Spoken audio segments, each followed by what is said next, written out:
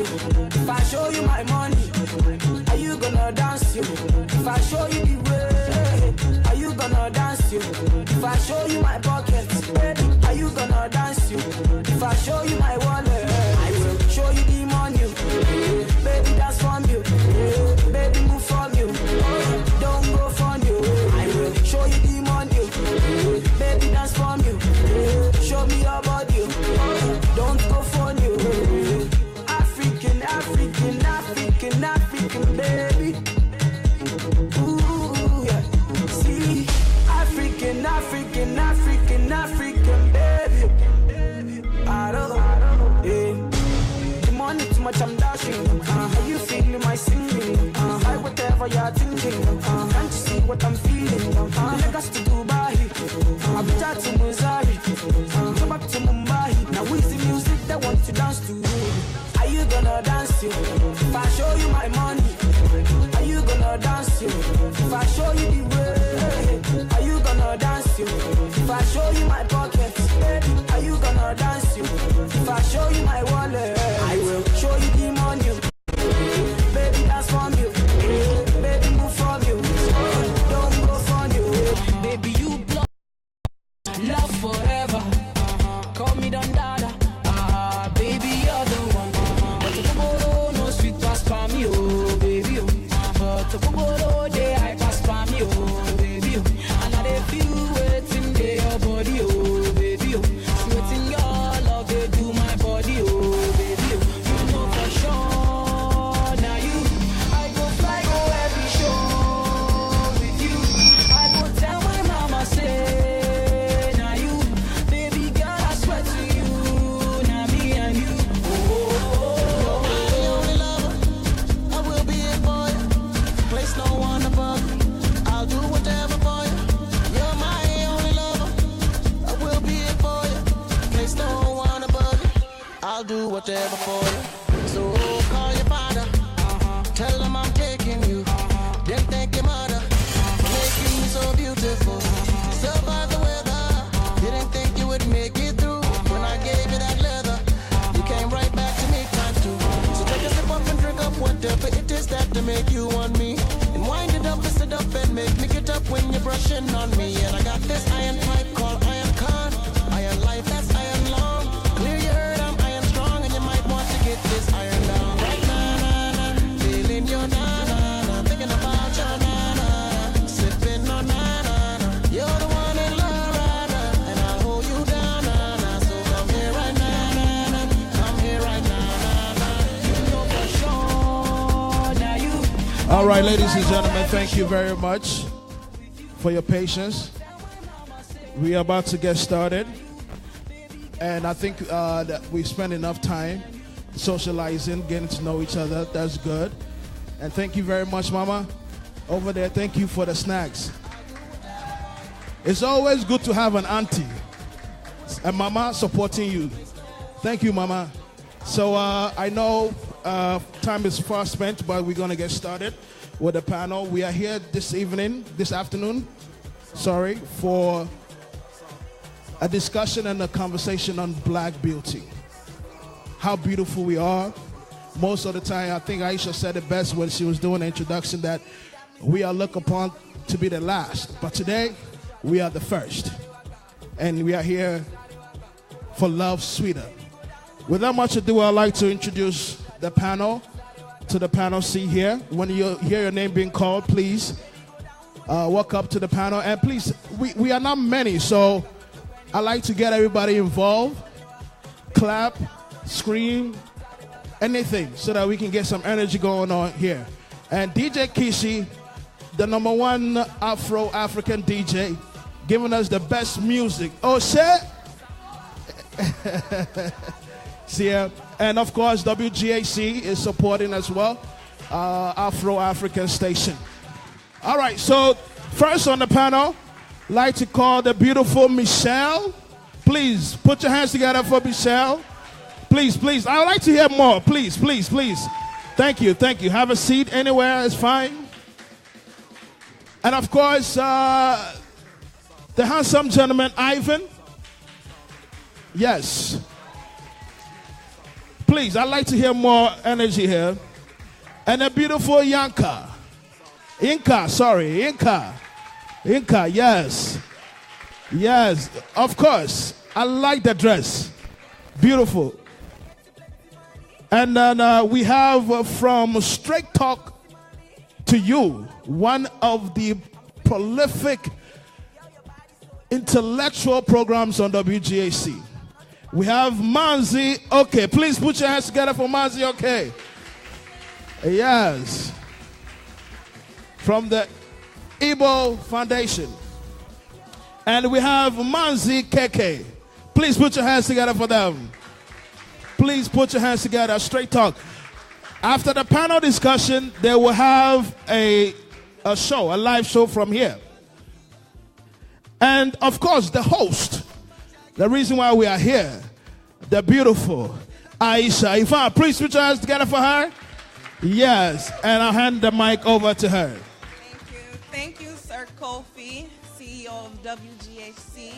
Thank you to, excuse me guys as I take my seat as well. Thank you to each and every one of these panelists. You guys don't know how blessed and humbled I am that they all agreed to come and volunteer their time, their pedigree, to discuss issues that are concerning us, we people of color, the so-called minorities of this world. So let's just go ahead and jump right into it. As I said, Love Sweeta was designed or curated to encourage every woman or individual to love you first, especially women. When you become a mother, when you become a wife, so much of you is taken away from you. You pour so much into the people that you love, and it becomes first nature, not even second nature. If you have money to spend, even if money is not an issue, you have $1 to spend, the first thing you're going to do is, what will my children need? Secondly, oh, I love my spouse. How can I make my spouse happy today? Or what would my home need so that my home will feel complete or beautiful or comfortable for my family? And then lastly will come yourself. But the thing with that is that you're the person who you will die with. You're born with yourself, you're going to end with yourself. So you need to prioritize that person first, because that person is going to carry you through to the end. And if there's not enough for you, what will be left to give to the people you love? So you need adequate self-love in order to effectively and efficiently serve those that you love the most. But back to the question of beauty. With beauty being defined as the way society and media has defined it for us, we, as you can see, this rainbow coalition that we have up here, we're not reflected properly in any beauty publication, in any media publication, in any form of society. We are not reflected the right way. And I have an issue with that because we're also the inspiration for every beauty and fashion trend. So that being said, I think I'm going to start with Sir Keke. My first question for you would be, growing up, what influences defined beauty for you? What gave you your definition of beauty? Growing up, what defines, I'll say for the average boy, growing up as an Igbo boy. Can you, I don't mean to interrupt. Can you explain to people what an Igbo boy is? Igbo boy means I'm of Igbo ethnic group. So everything I'm going to tell you will flow from that perspective of my heritage. Your first sense of beauty is your mother, because she represents everything that is beautiful. And so that's where you begin to draw that understanding. And then, of course, there are other things in the culture that begins to speak to you what is beautiful. And there is nothing ugly within the culture, because everybody and everything is beautiful. But they have their own different variations. So I really cannot say that there is a socialization that allows you to demean or then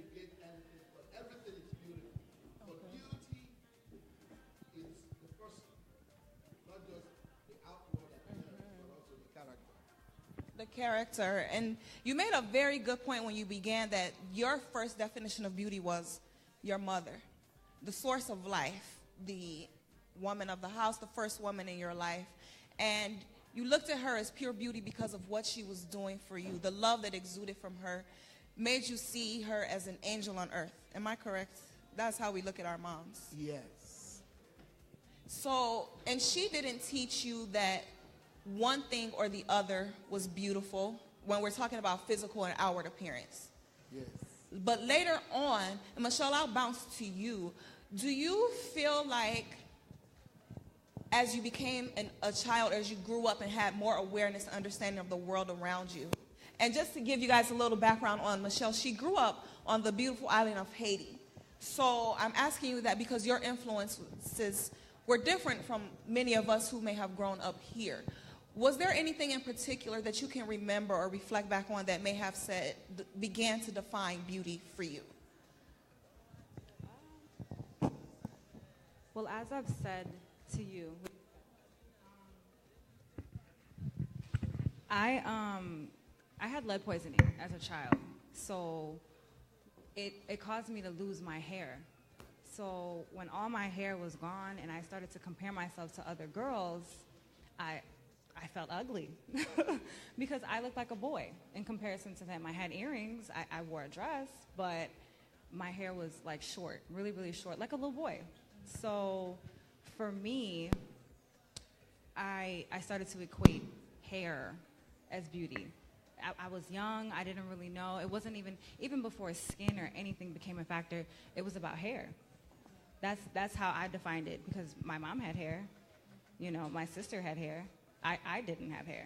So I thought that I was ugly because of that. Thank you for that. So as a little girl, you were already beginning a cycle of self-dislike because of your outward appearance. And so for Michelle, the answer was hair. And because of an illness that she had suffered as a child, she lost her hair. And everyone else around her had hair, so she felt less beautiful. Yank, I'm going to ask you, I'm going somewhere with this. What was your first recollection or something that you can remember from your childhood that began to define what beauty is for you? Hello, everyone. I'm Nigerian, so like being around my aunties, just seeing everybody, you know, how they embrace our beautiful culture, like especially when it's time to like go out to different events, getting dressed up. I really, really learned that beauty is from within. It's not about like you have to get plastic surgery and everything. I feel like even though I'm older now, I feel like now is when I'm noticing like people are getting plastic surgery and all those things, because even women that I grew up with, even if they weren't the quote-unquote average size that society tries to proclaim us that we should be as a woman, it was like to love and embrace yourself. So I grew up around women who never like put, what's what I'm looking like, make it seem like, oh, you have to be skinny, you have to be small, you have to. One thing I can say I was blessed growing up is that even though I was tall, because I've always been tall, even when in grammar school, I rated like 5'11", I was always taught, even though I was taller than all the kids and stuff, I was beautiful. So I'm just grateful that at a young age that was instilled in me, because my other friends that I have that are tall, I wasn't shocked to hear that they felt so different and ugly in a sense because they're taller than everyone else. So that really makes me sad sometimes that even though in 2018, I've met young women who don't like being tall. And for me, I feel like being tall is everything. You know what I'm saying? It makes me stand out. It makes me who I am. I can say personally. Okay. Yes. So can you guys hear me on this mic well? Yinka, you said something that for you never questioned beauty love. But people who looked like you, as far as other tall people, struggled with feeling that they were beautiful, which takes me to my next question. And I want Ivan to start with this one. When did you know you were beautiful, regardless of what was around you? Well, thank you so much for having me. Thank First you. of all, I'm very blessed to be here. I'm an advertising major at Columbia College, Chicago. I got my bachelor's. And what I've noticed that nowadays it's the beauty is unified. They try to make it look, how can I say that, uniform. And it was kind of hard for me growing up in Ukraine. Well, I was always, skinny. But I've realized that I'm beautiful just I would say like a few years ago. I finally realized that it doesn't matter what anybody thinks. I'm me, and nobody can be me, and I'm here. Thank you. And I did not introduce you guys, but we'll get to the background. We have a pedigree up here, but we were pressed for time. So, Michelle, when did you accept that or realize that you are beautiful? Honestly, I think I'm still learning. I think I'm still Thanks coming for to the accept it, honesty. honestly, Yeah. because I've grown up insecure, and it took me years to get to a place where I could say I was somewhat comfortable. And I can't say that I'm 100% there, but I can say that I'm definitely making progress, going, towards that, but I'm still learning. I appreciate that transparency because that is the truth for most adults, and not only women, but most of us, on the inside of us, and our other co-host always makes this point, he's ill and not with us today, but the scar you carry in your heart from whatever scarred you at one point in your life, whatever hurt or trauma happened to you, none of the outside world or people who see you will know that you're carrying this insecurity. Michelle is a beautiful, strikingly beautiful woman. No one can look at this woman and say that she's unattractive. But I feel that people are often intimidated by how other people look because of their own inner issues. We all have some sense of self-doubt and self-love, and those insecurities cause us to judge other people and feel intimidated by them and put them in the box without even knowing that they themselves struggle with the same thing that you yourself may be struggling with. So that's what today is all about. Love you first, and knowing that how you were created is enough. And there's no one definition of beauty. You are beautiful. Your name is Michelle, and that's the definition of beauty. Lamotte. Did I say it right? Lamotte. Is you're beautiful just because you have a purpose. If you didn't have a purpose, you wouldn't be here today.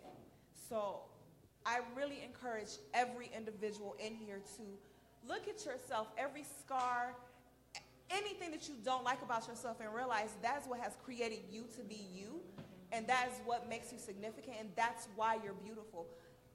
I even just said that they try to make us think that there's one way to look at something. There's no one way.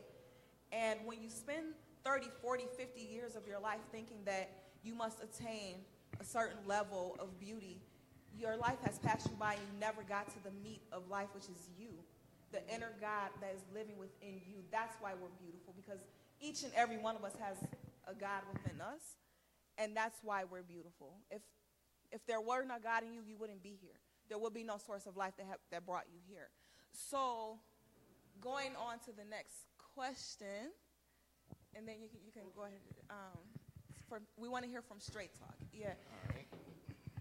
Can you tell us where you would like to see the so-called definitions of beauty progress or evolve from then until now or in the future? Thank you.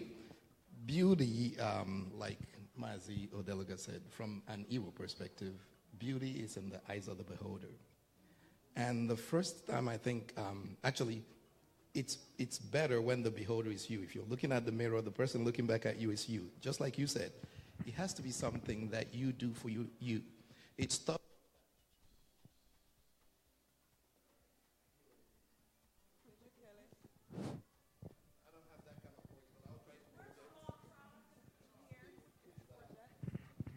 Okay, thanks. Back. It's something you have to do for you. Nobody could do it for yourself, but it's not the pull yourself by the bootstrap kind of thing. Sometimes it's your environment. So what happens in your environment, like he was saying, are things that give you feedback, and sometimes we internalize it. So I'll go to the good book. There's a story in the good book when the Israelites have just crossed. They've gotten close to where they were going, and they sent scouts into the land. And the scouts went into the land, and then they came back, and Joshua and Caleb and 10 others, and they said, what did you see? 10 said, well, we got to the land, and we saw these giants that were bigger than us. And the thing is that we were like grasshoppers in their eyes. Stop there. If you listen to that, say, we were like grasshoppers in their eyes. How could you know what they were looking at? That's an internalization from how they felt. That's what beauty is. How do you feel about you?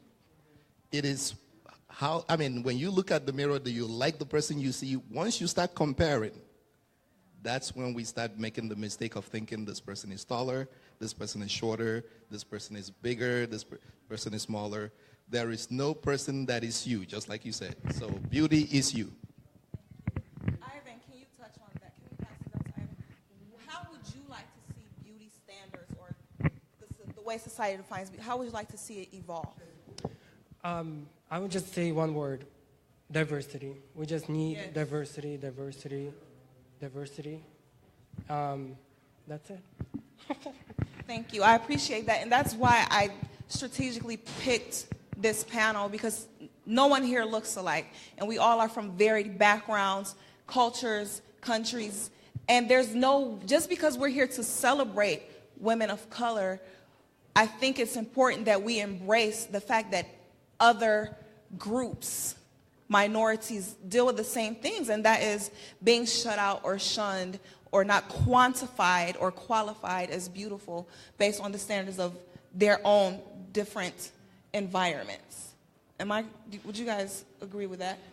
Yes, sir. Can I ask the question, really, that just crossed my head? Nobody has ever asked me, are you beautiful? And nobody has ever said to me, you're not beautiful. So it's really perception. So when I look at the billboards, because I know really what's the issue within our culture is who are the people we put up. Some of those people, in my language, they will say, this person looks like a dead person. Or the kwando. They're hungry. Because it's so artificial. Beauty, as you see, it radiates from the inside. And you know it when you see it. And it's exemplified by that mother that looks at her child and says to the child, Ibo Malicha, you're beautiful. You're beautiful. You're good. And in my culture, some of the people that you will look at and say, are the ones that have the most beautiful names. So the parents will give that child, Nwa Amaka. That means this child is beautiful.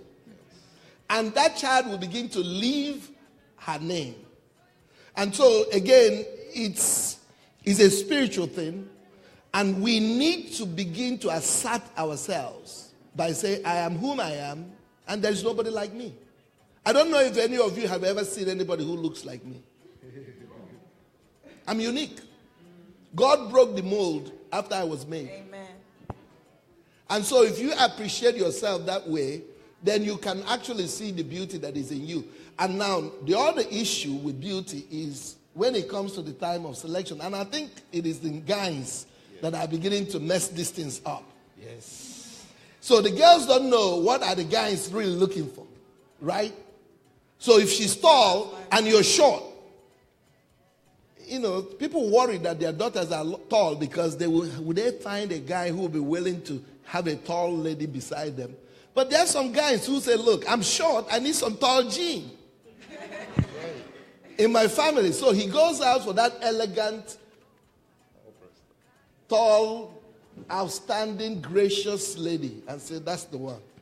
There are some who say, did you see her eyes? Oh, her nose. Yes. Her mouth. It's nothing that anybody can write that really draws somebody to another person other than what radiates from their heart. That's true. You and Yinka both touched on something.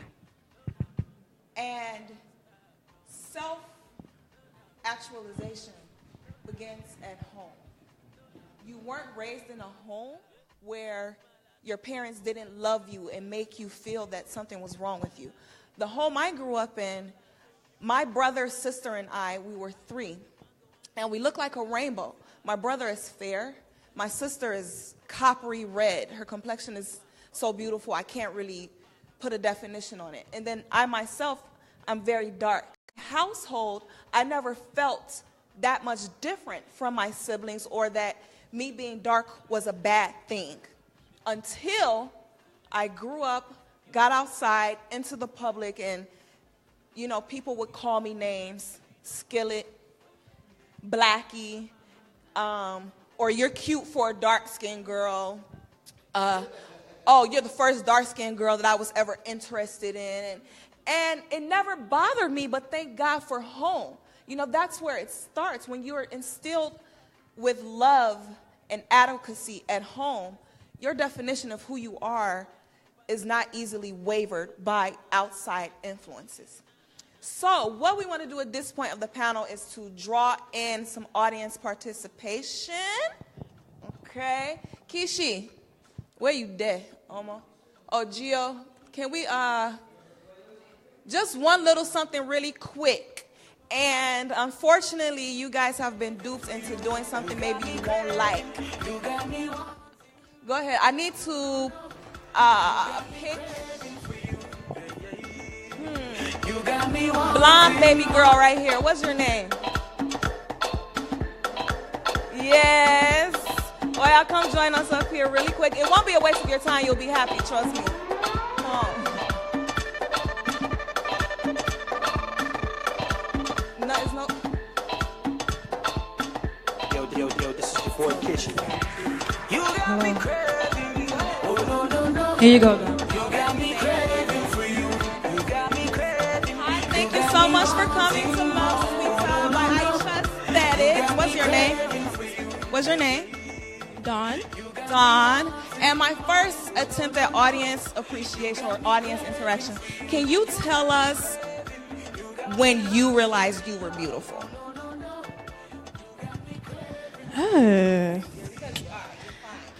Thank you.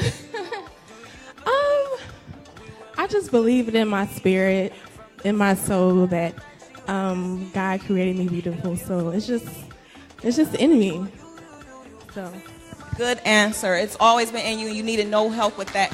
Auntie Funke has something for you. Please collect your gift bag for participating in the panel. Thank you. Thank you, Gio. So, back to where we were at home.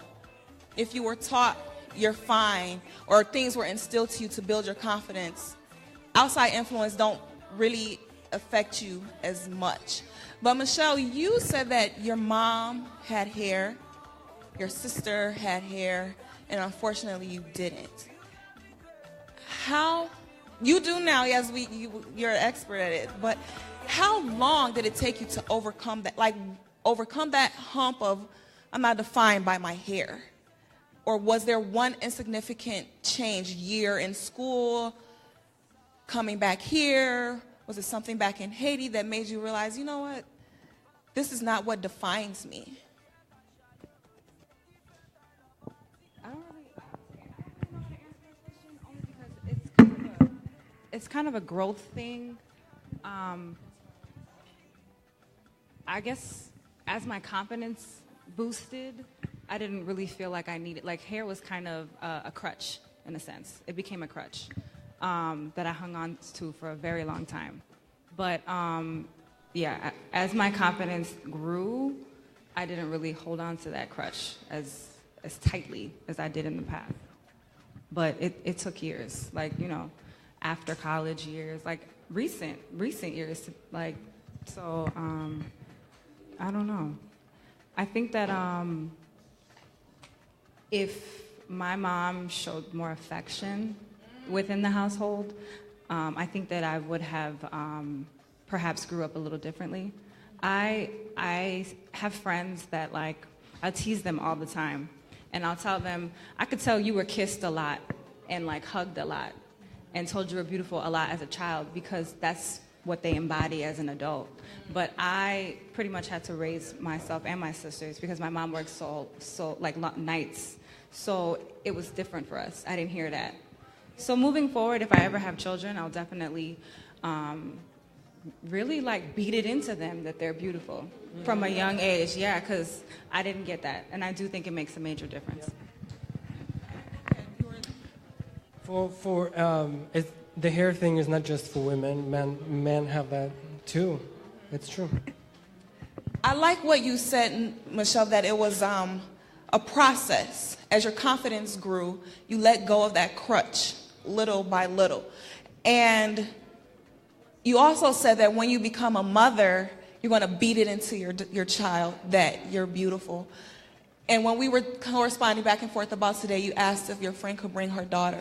And my response was, this is for our daughters. Our goal here is to break the generational train of thought that someone else needs to tell you that you're beautiful. It's our responsibility to our group, our demographic. We're responsible to our daughters and our sons to let them know from home, you're enough, you're beautiful, you're smart. Because people of color are against a whole nother demon when they go outside those doors. When we send our children to public school, private school, especially when they don't look like their cohorts, we don't know the battles that they're fighting in those classrooms with self-identity, self-esteem, self-value, self-worth. So again, the endeavor here today is to break that chain of thought of, I'll be beautiful when. You're already beautiful, and it's our responsibility to instill that into our little ones because we want to reverse the curse. We need to work on our children so that we're not grandparents at young ages, so that they're not statistics before they even graduate grammar school, so that they know that college is not an option, it's a must, because education builds that confidence. Yinka, so we're getting into people's resumes a little bit. Yinka is a multiple degree holder. She has a master's in chemistry, a master's in film direction, and what drew me to her was her confidence. There's no one who can step into a room and challenge how she feels about herself or tell her something that's not true, and she is not afraid to challenge it. But she's confident, and I think part of that is due to her education. Am I correct? Do you want to expound on that, Yinka? I don't like to be put on the spot, but I'll respond to that. I don't know. Oh, no, to be honest, you guys, for real, like, just like she was saying, like, you know, by us being darker, obviously we grew up with people saying, like, oh, you're cute to be dark, or you're cute to be tall, especially by me growing up in Nigeria and here. By the time I came back here as a teenager, you know, I don't even like repeating it sometimes, but I just want to be honest, there's times where, you know, I had to really hear people call me African booty scratcher. You know what I'm saying? So just to hear that is so disappointing, but that's when I started realizing that when you don't have self-love, or, you know what I'm saying, or have positivity in your life, that's when you feel like you have to degrade other people. So as time went by, you know, obviously as I became an adult, I just told myself, like, no, I know I'm a beautiful person inside. It's not about looks, because believe it or not, people used to tell me I was ugly. You know what I'm saying? So, but to be honest, because I know God is in my life, why would I care about somebody calling me ugly? Because at the end of the day, I'm going to have the last laugh. So I choose to focus on school and, you know, my hobbies and the things that I love, just to show people that it's not about beauty from here, you know, it's beauty from within. So that's what I use to tackle that. So much for that. So just shifting gears slightly, not too much, with this whole conversation about beauty and how it started at home, who can give me something that your mother used, taught, shared with you about maintaining your looks, or you better do this or do that, or, you know, so that you'll look this way, or Ivan? Actually, can I tell a funny story real quick? So my sister and I don't know why we were doing it, but we would always come up to my mother and be like, who's prettier, me or my sister? And she would say, you can't compare yourself to each other. And that's how it should be taught. You don't compare yourself, and you are you. Thank you. Straight talk. Can you guys give the audience maybe a short dissertation on standards and definitions of beauty as it relates to back in Africa before the slave trade began? There were things that defined beautiful women. And when they brought those beautiful women here, other people now began to see, wow, is this what's happening on the other side of the Atlantic? How can we maybe mimic it, distort it, change it, copy it? Can you guys give us a little history lesson really quick? I guess we are all people of color, right? Yes, sir. We are all. Nobody's clear. Nobody's clear. That's right. And I usually say that we are all Africans. In some of the early writings of people who, maybe voyagers who came across, I would say, from some of the Portuguese writers or the Spaniards or the English, they really adored our women. And they talked about the fact that they are stately, elegant, and they were beautiful. And they attributed that to the fact that the women are made as girls to carry things on their head. If you know how we are people Without hands. without hands. So as a child, you're taught how to balance a pot on your head or a basket. And so if you have to walk, then you really have to keep a straight posture and keep the basket or the pot of water on top, and then you walk elegantly. So that was really a stately walk. And so, no doubt, a lot of the planters in the South loved our women and befriended them and had babies with them and consorted with them. I mean, it wasn't really anything that was degrading. I think things began to shift. Again, remember that we stepped into a Victorian age where there was a lot of European women were so oppressed and conserved and repressed, both through religion and all that. But really, the African woman at that time was liberated because she was her own person. She had her own home. She had her own space. She had her own economic activity. She was a woman of her own self, both in leadership, down by the shackles of slavery. But I've not lost my personality and my dignity and my stateliness as a woman. I don't know if that answered the question. So, just to recap, we were liberated, but our cohorts across the Atlantic were not. And it became a source of divisiveness between, well, this is beautiful. We're beautiful over here. You guys are not beautiful. Look at you. You're beaten down. You're a slave. How can you be beautiful? And I find that people find something about you that they think you should not like because they're not happy with themselves, correct? So they're going to look at your tall stature and say, fine, look how tall you are. You're tall like a dude, right? Or you black like a skillet. That's not fine.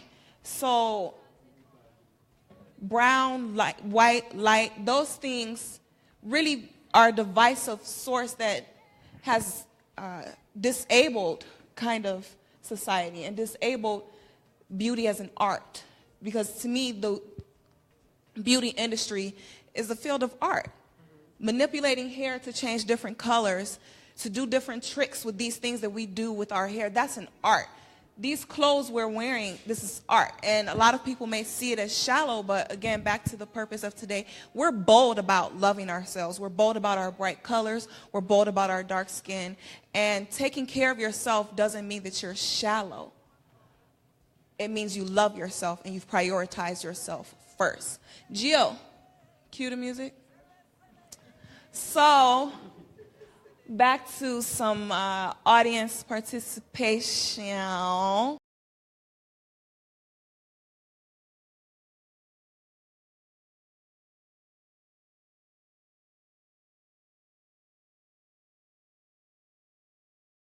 Come on, come on, come on.